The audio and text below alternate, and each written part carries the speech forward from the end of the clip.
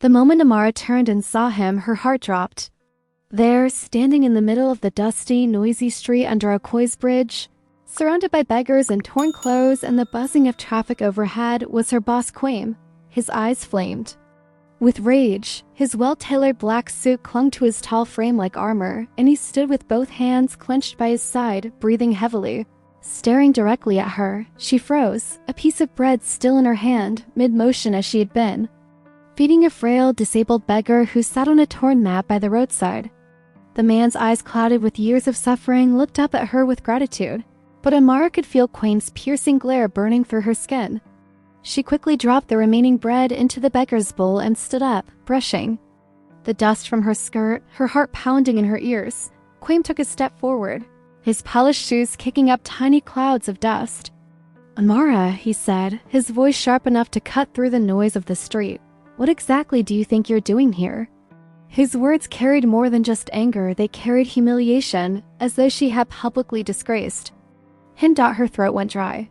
She wanted to explain, to tell him she'd only been trying to help, but the way he stood there, his jaw tight, his nostrils flaring, told her it wouldn't matter. In his eyes, this was not kindness. This was betrayal, without another word. He turned and walked away, his long strides swallowing the ground. She watched him disappear into the crowd, a sick feeling growing in her stomach. By the time she returned to the office later that day, she already knew what was coming. The envelope on her desk was thin, but its meaning was heavy: termination. No warning, no explanation. Just an end. For days, she sat in her small apartment, staring at the ceiling. The streets outside buzzed with life, but she felt like a ghost among the living. Her rent was due, and she had no savings. Her friends offered pity, but not solutions. She thought of the beggar, of his grateful smile when she had handed him the bread. Was that single act of humanity worth losing everything? One rainy afternoon, she decided to visit the bridge again. She found the beggar in the same spot, rain dripping from the edges of the concrete above. When he saw her, his face lit up. "You came back," he said softly. She crouched beside him, sharing what little food she had left. They talked for hours. He told her his name was Baba Mensah, once a carpenter before an accident left him unable to work. He had been abandoned by his family, surviving only on the kindness of strangers' kindness that rarely came. Something shifted in Amara that day. She realized she'd been chasing a life that valued profit over people, and perhaps her dismissal was not a punishment but a redirection. Weeks passed, and she began cooking in bulk, bringing food not just for Baba Mensah, but for others under the bridge. Word spread. Donations trickled in from neighbors. Soon, she organized a small feeding program every weekend. Her spirit felt lighter than it had in years. Then one afternoon, a black SUV pulled up beside the bridge. The window rolled down and there was Kwame staring at her. But this time, there was no anger in his eyes, only something softer, something uncertain. He stepped out, his shoes sinking slightly into the mud. "I heard what you've been doing," he said quietly. "Feeding them, organizing help." Amara stood, her hands still dusted with flour. "And?" she asked, her voice steady. Kwame hesitated before speaking. "I was wrong," he admitted. "I thought you were making me look weak. I didn't see this." He gestured at the line of people waiting patiently for food. "You've done more here than I ever could." She didn't know what to say. For a moment, they just stood there, the noise of the street filling the silence. Then he reached into his pocket and handed her a folded check. "It's not charity," he said. "It's an investment. Keep doing what you're doing." Amara took the check but kept her chin high. "I will, but not because of you. Because this matters." Kwame nodded slowly, a faint smile tugging at his lips before he turned and left. She watched him go, realizing that sometimes losing everything is the only way to find what truly matters. And under the hum of the bridge, surrounded by the people she now called family, Amara knew she had found her purpose. Amara followed Kwame into the car in silence, the hum of the city fading as the tinted windows sealed them away. The air inside was cold, too cold, and it wasn't just the air conditioning. Kwame didn't speak. He just drove, his jaw clenched, his knuckles white against the steering wheel. Amara's mind was spinning. Every second of that encounter under Okoye's bridge replayed in her head, each time with sharper humiliation. They reached the company's headquarters. a towering glass building that reflected the hot afternoon sun. Kwame didn't even look at her as they stepped inside. Staff members glanced up from their desks, sensing the tension but saying nothing. Kwame's office door slammed shut behind them. "What you did," he began, his voice low but dangerous, "was reckless. You were in a place you shouldn't have been, associating with people who could damage our company's image. Do you understand what that means?" Amara's chest tightened. "I was only helping him," she said softly. Kwame's eyes narrowed. "Helping him? Amara, do you have any idea who that man is? That beggar you were feeding is Aidwale Aloner the Estranged, son of one of our largest shareholders. He's been living on the streets for years after a scandal destroyed his family's reputation. You have no idea what you've stepped into." Amara's mouth fell open. She hadn't expected that. All she'd seen was a man in need. "So, you know him?" she asked cautiously. Kwame's expression darkened. "I know the kind of trouble he brings. And now, thanks to you, the wrong people might think I've been associating with him. Do you realize how dangerous that is for both of us?" Before she could answer, his phone rang. He picked it up, his tone suddenly guarded. "Yes. I'm aware. No, I will handle it." He hung up and turned to her. "We've already been summoned. The board wants to meet with us tomorrow, and you, Amara, will explain yourself very carefully." Her stomach twisted. This was bigger than she imagined. A simple act of kindness had dragged her into a web of power, scandal, and secrets she didn't understand. And judging by the way Kwame looked at her now, she wasn't sure if he wanted to protect her or use her. That evening, Amara sat alone in her small one-room apartment in Makala, staring at the flickering light bulb above her. The day's events replayed in her mind like an unending film. She could still see Kwame's cold expression as he dismissed her from the office without giving her a chance to speak. Her phone vibrated on the table. It was a message from her friend Zuri. "Amara, I heard what happened. Are you okay?" Amara typed a reply, but her fingers hesitated before sending it. How could she explain that she wasn't just humiliated, she was heartbroken? Kwame had been more than a boss to her. For years, she admired his ambition, his discipline, the way he commanded respect wherever he went.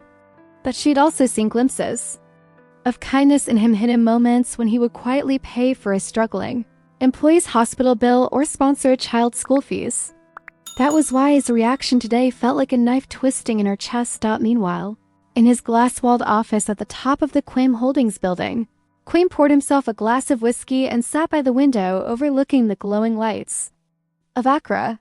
He could still see Amara's face, and his mind confused, hurt, almost pleading. And though he wouldn't admit it aloud, something about that moment unsettled him. The truth was, the beggar she'd fed wasn't just any beggar. He was Baba Mensah, a man Kwame once knew, a man tied to secrets from his past that Kwame had spent years trying to bury. The next morning, Amara arrived at the boardroom of Kwame Holdings, her palms damp, her heart racing. The room was sleek and intimidating, lined with dark wood and tall glass windows. Seated around the long table were the board members, men and women whose expressions ranged from curious to skeptical. At the head sat Kwame, his posture rigid, his eyes cold. Amara took a deep breath. She had prepared herself for criticism, perhaps even dismissal, but she was not ready for what she was about to learn. "Amara," Kwame began, his tone controlled but sharp, "we've received reports regarding your recent activities.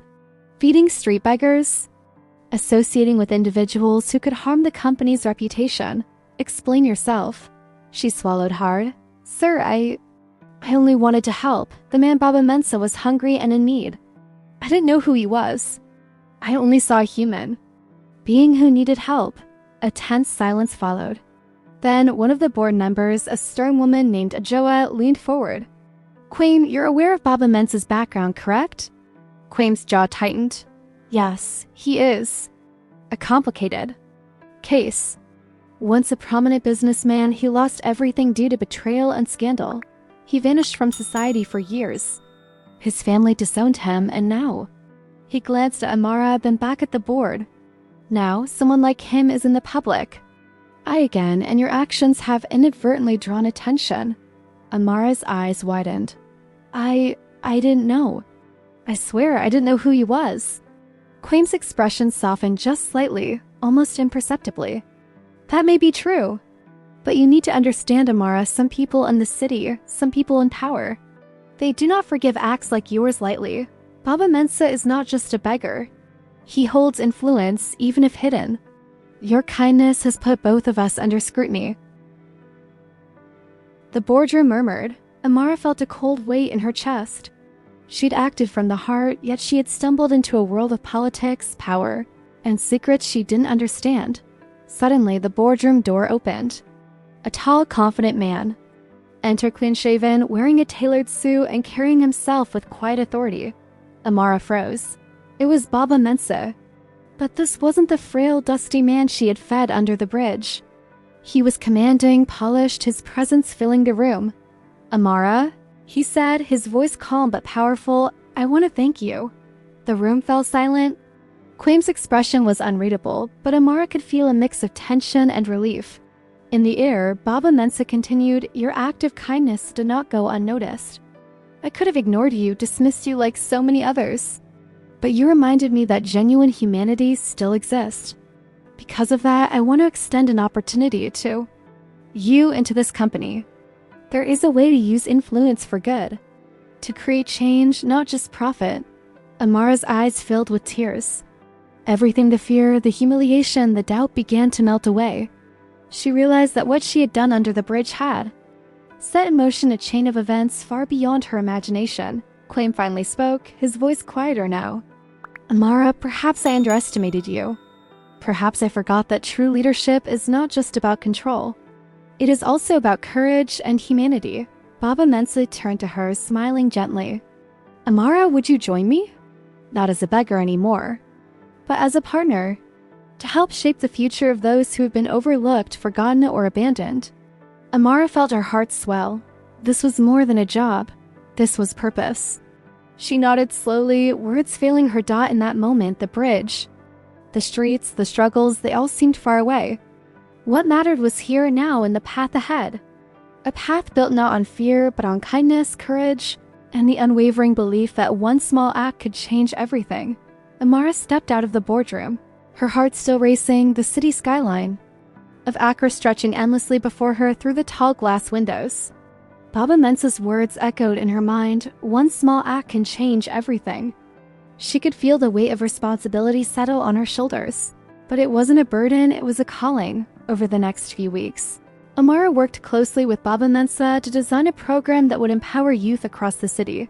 They called it the Mensah Initiative for Opportunity, a foundation aimed at providing education, mentorship, and technology training for underprivileged youth. The office was a whirlwind of activity, laptops arriving, classrooms being arranged, and mentors recruited from local universities. Amara found herself in the thick of it, coordinating schedules, designing curricula, and personally visiting communities to meet the students. Kwame, meanwhile, watched from his corner office, conflicted. At first, he had been skeptical, convinced this would be a distraction to the company.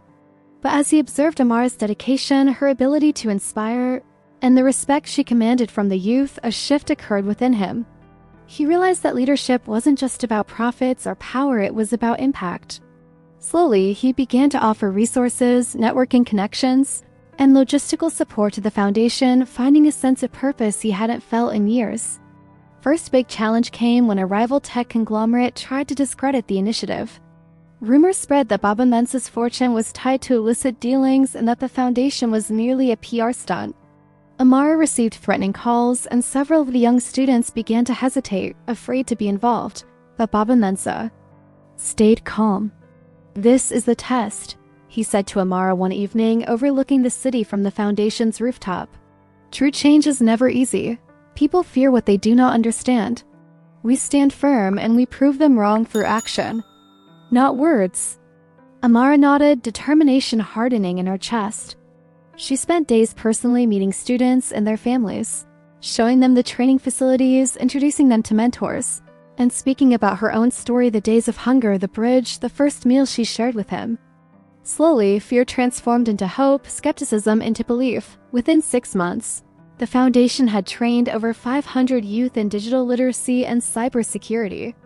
Some students had their first laptop. Others attended their first ever coding workshop. Amara watched as their eyes lit up when they created their first programs. when they sent emails independently, or when they solved complex challenges. Each success was a reminder that the simplest act of kindness, the takeaway pack under the bridge, had set this ripple in motion. One afternoon, Kwame entered the training center unannounced. Amara looked up, surprised, expecting reprimand, but instead he smiled. "I see now what you've been building," he said. "You've turned one act into thousands." "And I misjudged you." Amara smiled softly. "We all misjudge sometimes," she replied. "It's what we do after that which defines us." Baba Mensah entered then, placing a hand on Amara's shoulder. "The real reward," he said, "is not recognition, but seeing these young minds grow. The world can be harsh, Amara, but when someone steps up, even just one like you did, it changes everything." That evening, as the sun dipped behind the skyline, Amara sat with a notebook, writing down plans for the next phase of the foundation. Her phone buzzed a message from Kwame. "I'd like to officially partner with the initiative. You've inspired me." "Let's make a difference together." Amara smiled, her heart full. She replied, "Together then." For the first time in her life, she felt not only that she belonged, but that she was exactly where she was meant to be. From a small act of kindness on a rainy day under a bridge, a movement had begun, one that would empower countless young Africans to dream bigger, reach higher, and understand that compassion could change destinies. And as she looked out over the city, she knew this was just the beginning. 3 years later, the Mensah Initiative for Opportunity had grown beyond anyone's expectations. From a small office in Accra, it now had branches in Kumasi, Takoradi, and even Lagos. Thousands of underprivileged youth had received training, mentorship, and the tools they needed to pursue careers in technology, entrepreneurship, and cyber security. Amara walked through the bustling Accra branch, her eyes scanning the classrooms filled with young faces, some nervous, some confident, all brimming with potential. A young girl coded her first mobile app. A boy explained a cybersecurity protocol he had just mastered, and another group practiced digital design. Each success story was a reminder of the ripple that began with a single act of kindness. Baba Mensah stood beside her, quietly observing the progress. "You've built more than a foundation, Amara," he said. "You've built a movement. You've shown that hope, skill, and opportunity can coexist." Amara smiled. "And it all started with one meal, one decision. I only wish others see that even the smallest gestures can change lives." Kwame entered, carrying a laptop and a stack of reports. "I've approved the next round of funding," he said. "And we're starting a mentorship program linking our corporate teams with your students. I realize now that my greatest asset isn't profit, it's people." Amara reached out, shaking his hand firmly. "Thank you, Kwame, for trusting us, for believing." He nodded, a rare smile on his face. That evening, the foundation hosted a gala to celebrate its top graduates. The event was filled with laughter, applause, and tears of pride. Among the attendees were former street children, now interns at tech companies, young women running small businesses with the guidance of the foundation, and families who had finally glimpsed hope for the first time. In years, Amara took the stage to speak. Her heart raced, but her voice was steady. "I was once like many of you," she began. "Unsure if my actions mattered, unsure if kindness could survive in a harsh world. I fed a man on the streets once, not knowing who he was. That act, didn't it? Ruined me, it saved me, and today we are saving each other. This is your chance, this is your time. Dream big, work hard, and never forget that one small act of compassion can change your destiny." The audience erupted in applause. Among them, she spotted Kioma, the little girl from years ago under the Ushodi Bridge, now a confident teenager attending her first coding class. Amara's eyes filled with tears. Kindness had truly come full circle. Later, as the gala ended, Amara stepped onto the balcony with Baba Mensah and Kwame. The city lights shimmered below, reflecting the journey they had all taken together. "You've given Africa a gift," Baba Mensah said softly. "A generation. A generation of young minds, empowered and inspired. You've proven that compassion and courage are the strongest forces in the world." Amara looked at him, then at Kwame, then back at the city. "We all did this together," she replied. "But it started with me choosing to help someone even when it seemed impossible. That choice changed everything." Kwame placed a hand on her shoulder. And it reminds me that true leadership is not about power or money, it's about nurturing others to reach their potential. Amara smiled, her heart full. She knew the journey would continue, more lives to change, more obstacles to overcome, but for now, they celebrated victories earned through courage, integrity, and unwavering kindness. As she looked at the young faces leaving the gala, chatting excitedly about their future projects, Amara whispered to herself, "This is only the beginning." And for the first time, she truly believed it. The story of Amara Obiora, once fired for feeding a beggar, now a beacon of hope and transformation, had become a living testament. Kindness never goes unnoticed, and the smallest act can ignite a movement powerful enough to change the world.